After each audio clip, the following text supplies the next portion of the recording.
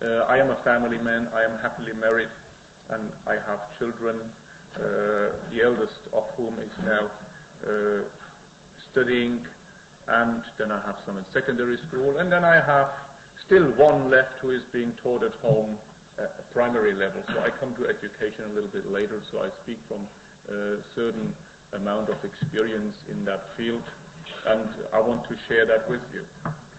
When I say happily married, I mean precisely that. It's a rare thing these days. It's something that doesn't happen very often anymore.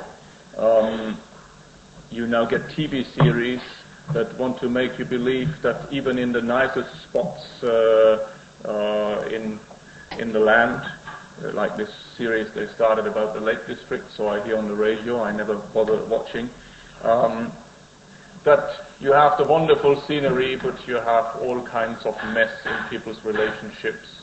You have lots of confusion, nothing but affairs of everybody with everybody, and nothing but depression and unhappiness and arguments and the whole lot. I don't think it's quite as bad yet. After all, there is this element of journalistic freedom, particularly amongst filmmakers. But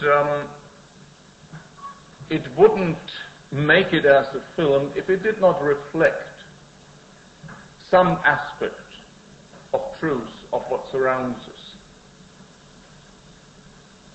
Another indicator that there is something not quite the way it should be is these calls that come now and then, particularly before elections, or when politicians want to distract from having made a mess somewhere else, and they come back on the moral ground, and of course very soon they get caught out that they don't live up to their own standards.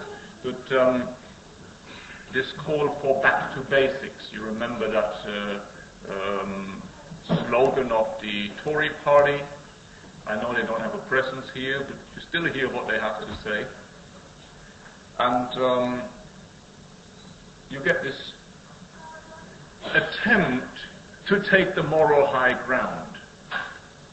Back to basics meaning getting back to real values, getting back to family values, having a sound society of mutual trust and so on and so forth. Of course, that's not achieved simply by proclaiming it. You do not change society simply by proclaiming we want society to be different now and from tomorrow we start.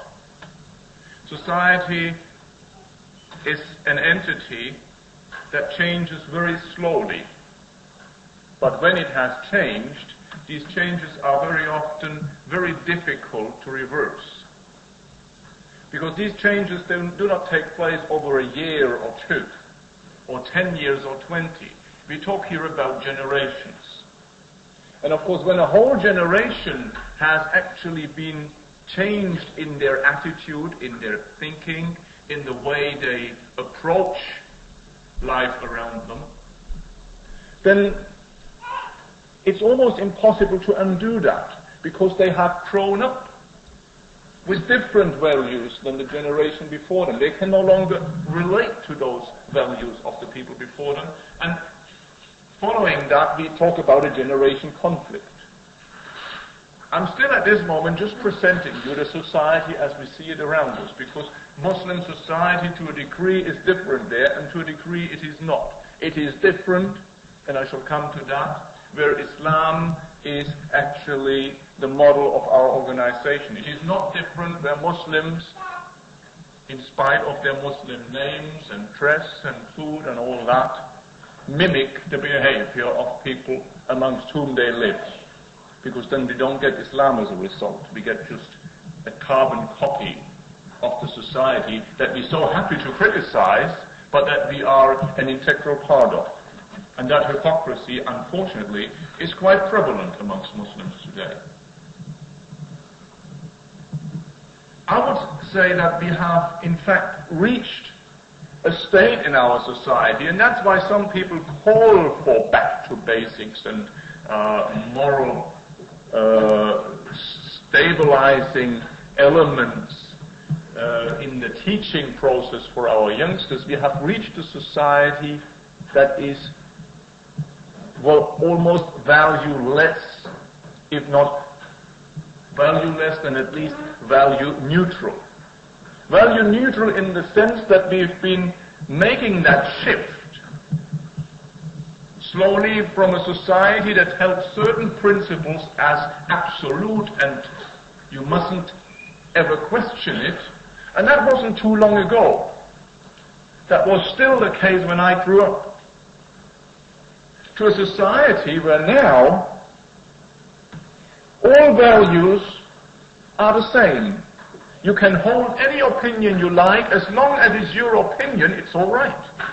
It doesn't matter who thinks what. As long as you don't, let's say, infringe on other people's rights too much, as long as you don't impose on them something that is not acceptable to them, you can, in any way, follow your own ideas. And by having, in that way, eradicated absolute, unchangeable principles, we've suddenly lost course altogether. Because if you haven't got an aim towards which you educate, and the process of education is where it's most clearly seen. We used to have an education where children were taught. It was a teacher-centered education.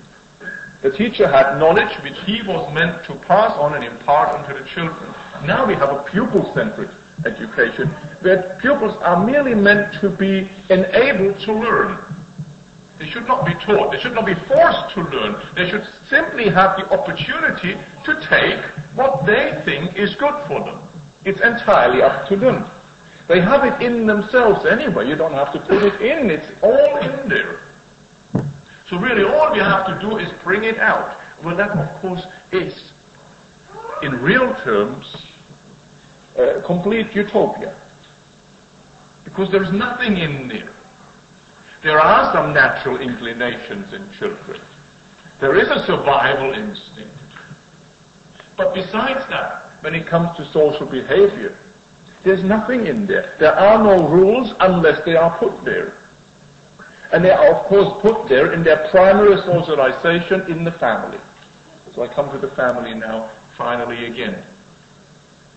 They are there when these children grow up in a family environment where there are parents and other elders who somehow tell them the do's and don'ts.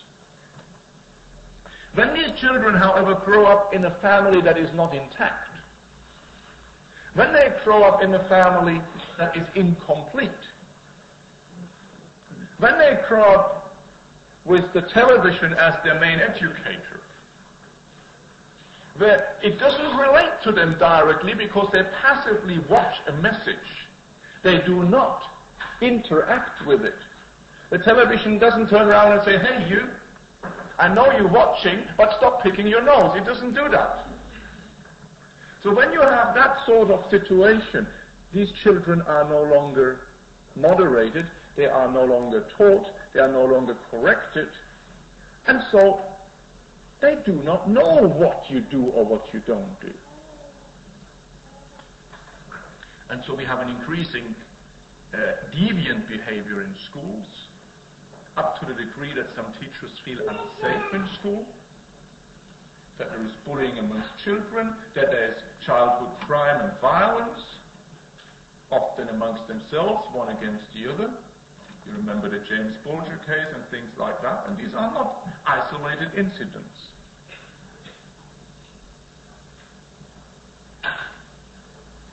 Family values in Islam.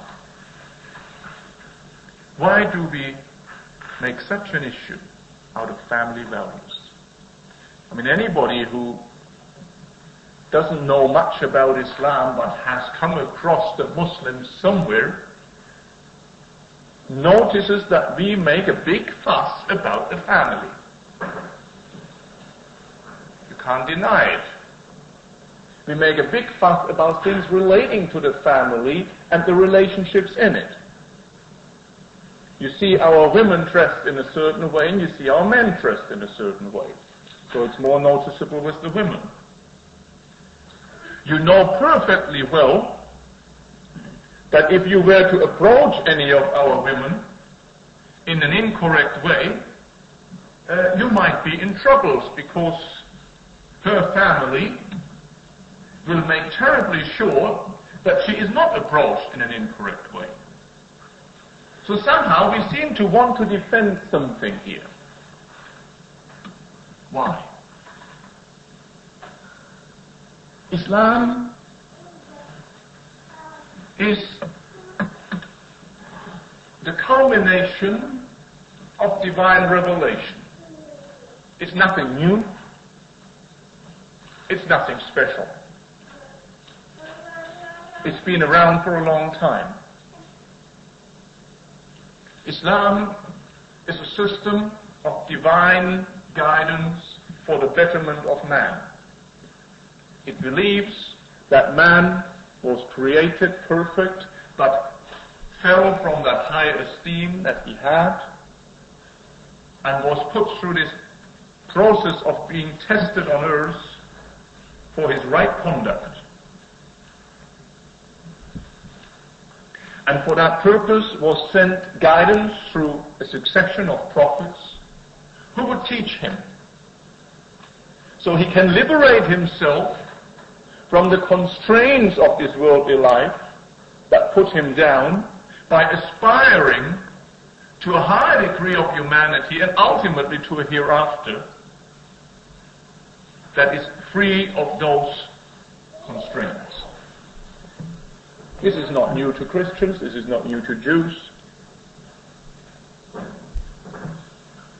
Muslims, as you know, believe in the prophets starting from Adam, Noah, Abraham, Ishmael, Isaac, all the way through Moses, Jesus, Muhammad. Peace be upon them all. Islam in that is the final culmination of that revelational message. But we give it a particular emphasis. In Judaism, you have a religion, or it has become a religion, of very almost pedantic scholarliness.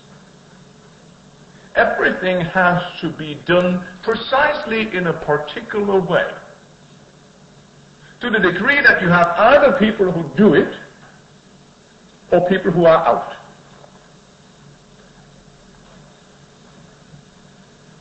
In Christianity, you have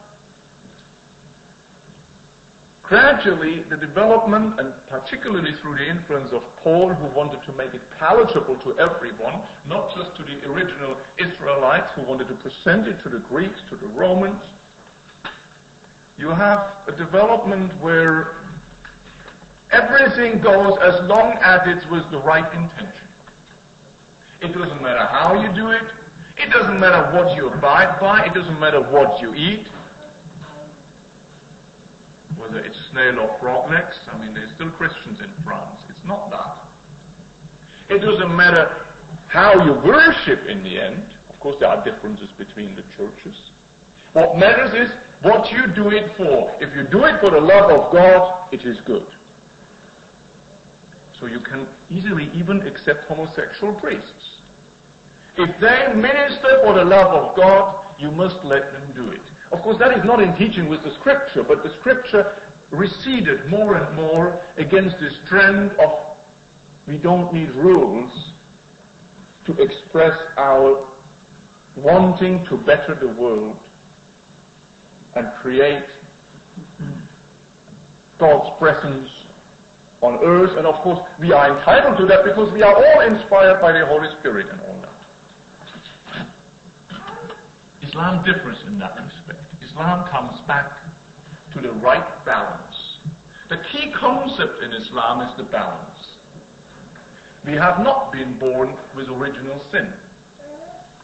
We have not been born as angels either.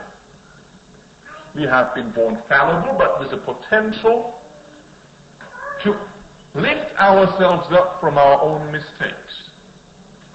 And so the task of man in accordance with Islam is to restore the balance where it has been lost.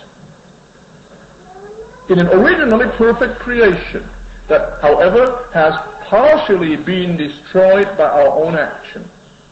And that applies to our environment as much as to our society. So the task of the Muslim is to reform. The task of the Muslim is to improve, to set things right. And that may well require of him different responses at different times. So we don't go just by one strict application of the law. The law, or rather its application, may have to change depending on circumstance. You may bring in very severe penalties for certain offenses against humanity at some time, and you may lax them altogether at another time because people face particular hardships that make it difficult for them to abide by any rules. You do not, as was very early established in Islamic history, so the majority of Islamic history, I must admit, is not quite in keeping with its original teachings, but you do not, for example, punish a thief at the time of a famine, because he steals out of hunger. But you would punish him at the time of abundance if he steals out of greed or spite.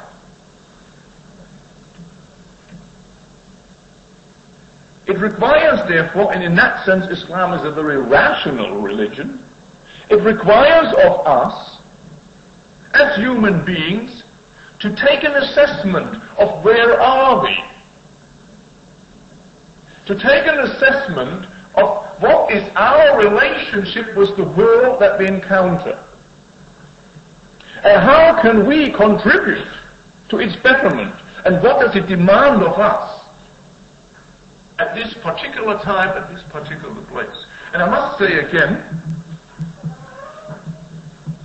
that unfortunately so many Muslims who shun away from that task have become either Jews or Christians. In that they either just follow a set of rules without any understanding what they're meant to do, or they just ignore all the rules and abandon it all and say, I do what I want. We've got them both. But this is not what we were meant to do. And in that balance, in that building of a sound environment, in that society cohesive to the betterment of human nature, because we believe in progress, we don't believe in stagnancy. We believe that a society that is good is such that it protects even its weakest elements. Whereas a society that is bad is one that corrupts even the strongest characters in it. And in that context, we start from the family. It is the family that is the building block of society. It is the family that is the natural environment where a young, growing human being learns those basic, very, very important tasks, attitudes, understandings, values, that enable him or her in later life to make a meaningful contribution to that society.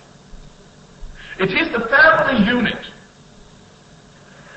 that provides the primary education, in the real sense of primary, not as a school system, that provides the initial socialization, that is the limited first-hand experience of each and every one of us.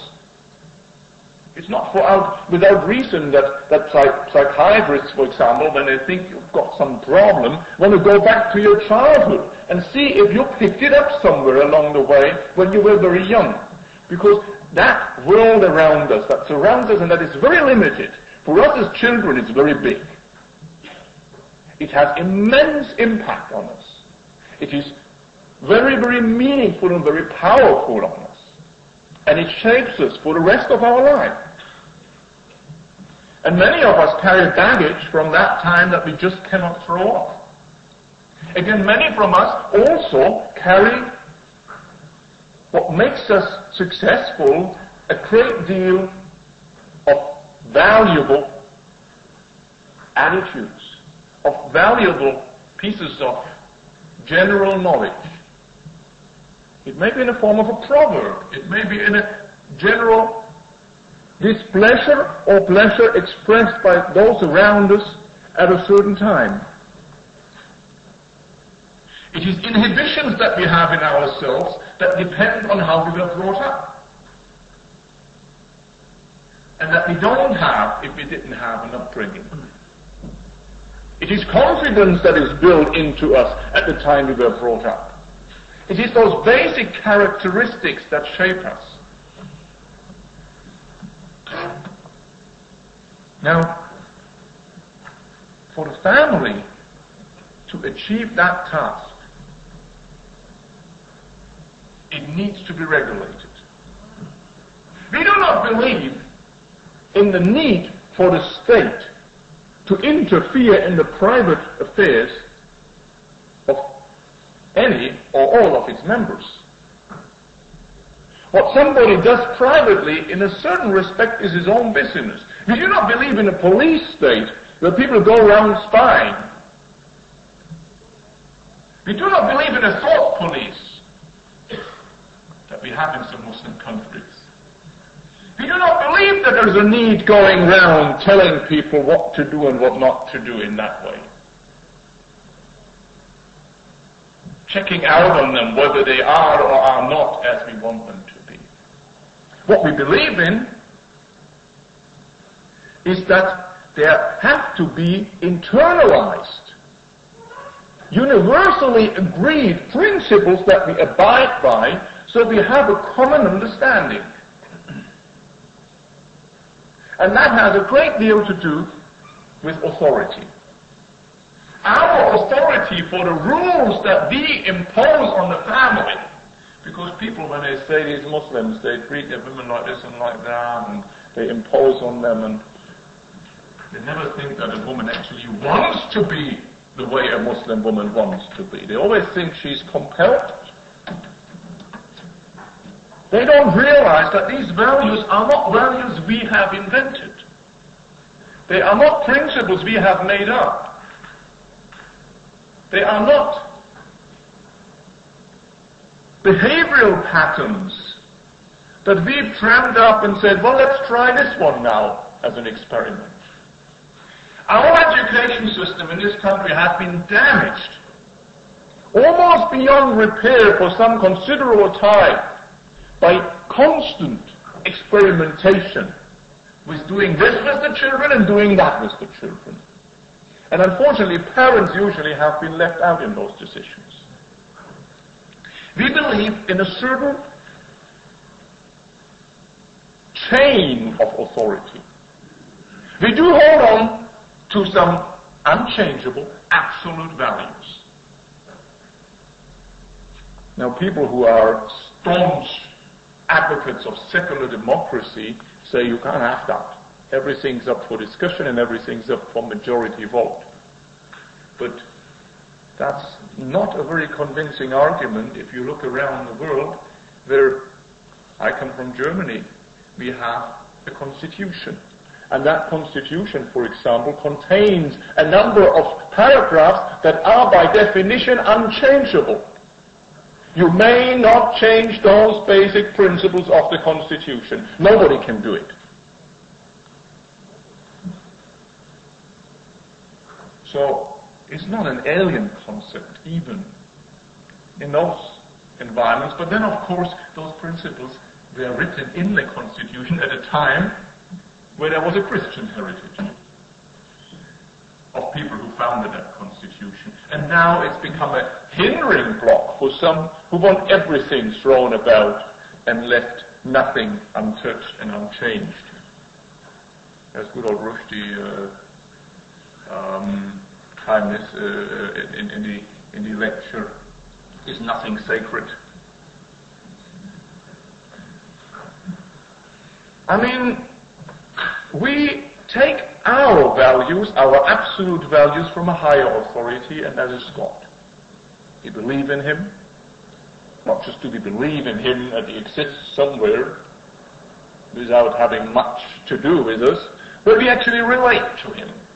We relate to him in that we are almost certain that we will return to him and answer for everything that we have done. This is something that is present on our mind, not always, but most of the time.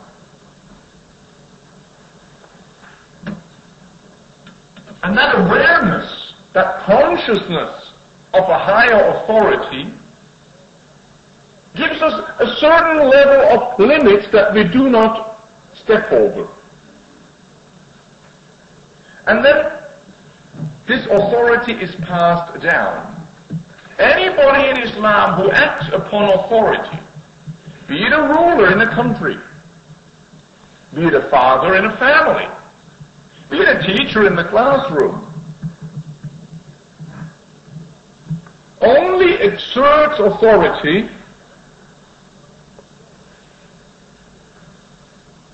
by virtue of the divine authority vested in him. And that means he cannot make up his own rules and overstep the boundaries. He is bound by them. A ruler, even if he is an absolute ruler, cannot demand of his subjects something that is forbidden by God. Because his position is one where he has been entrusted with a rule. And he has been entrusted by those he rules over, almost like the social contract. Yeah, this cards and all that. Don't forget that European philosophy borrowed heavily from Islam. Immanuel Kant, with his critique of pure reason and his other writings, it's no coincidence that his PhD certificate is headed by the Arabic Bismillah ar-Rahman ar-Rahim formula, in the name of Allah, the most merciful, most mercy-giving. It is not headed by the Trinity formula. Goethe, Napoleon as a military leader, to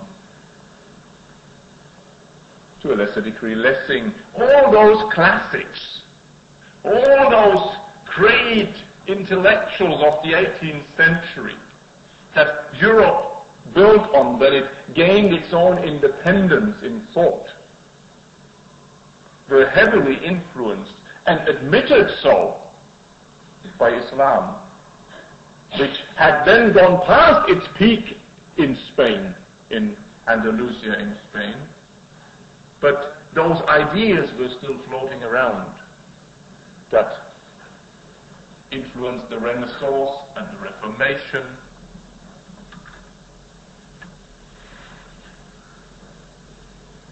So it's not a novelty.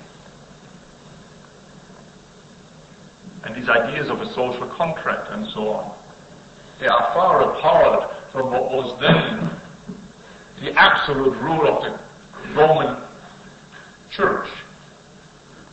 And interesting, it was the Roman Church. I can't get into that now, so I'd love to, why it is the Roman Church. When it was after all the Romans who allegedly fought the church the most before they became the establishment of the church. And we know what an establishment church is like. We have it in the Church of England. It's a very interesting situation. And we know that this leads to quite a number of complications and changes and problems that make us lose trust in the genuinity, in the genuine body of the church being still what it was when it represented a message. So we have these values. And these values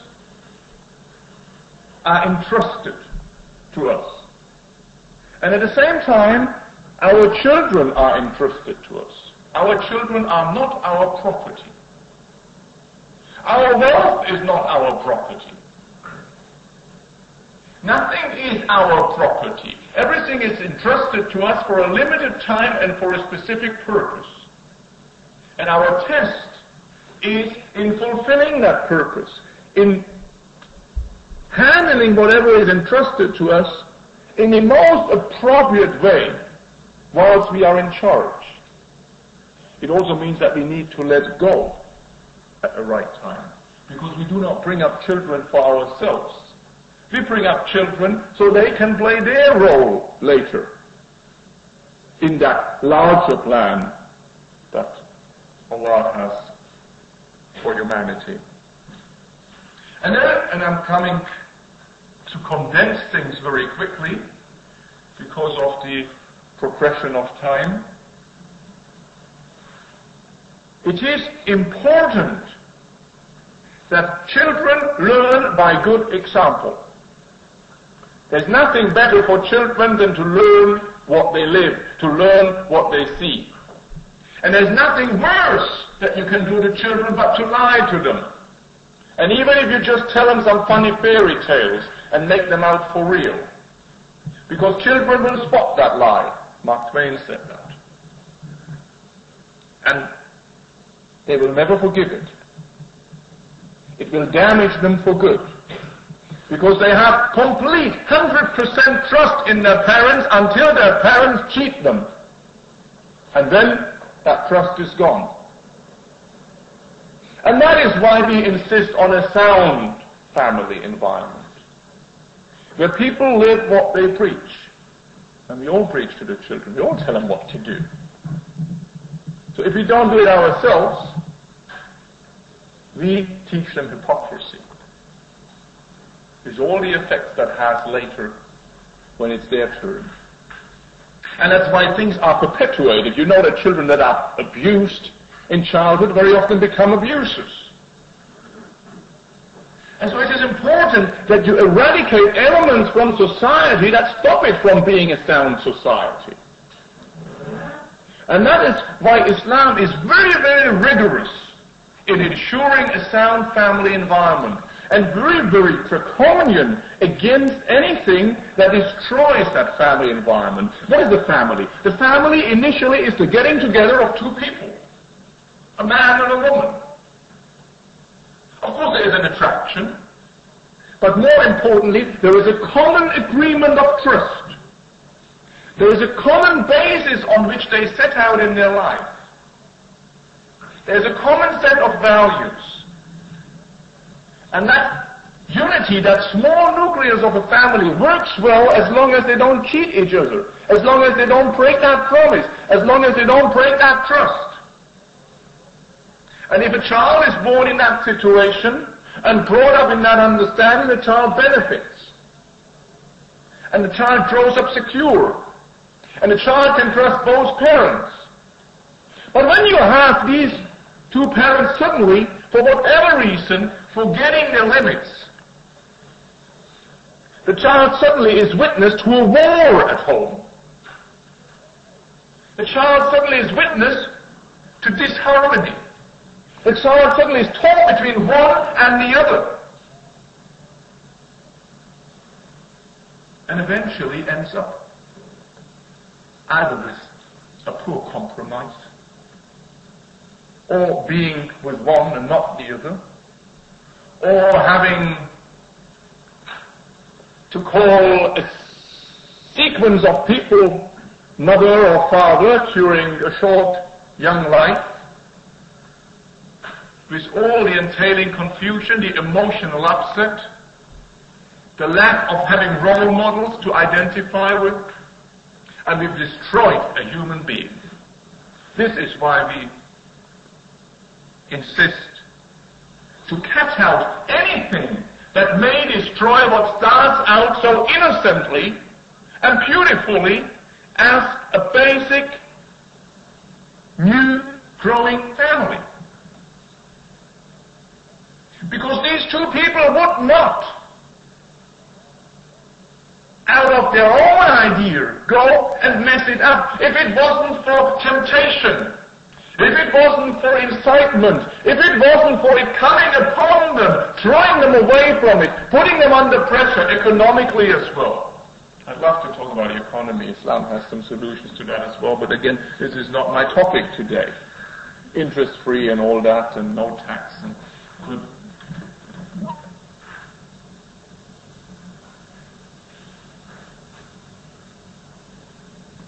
People with a vision. People with happiness, mutual trust, are being, well, destroyed, their relationships being vandalized. They are in a way being raped by a society that cannot dare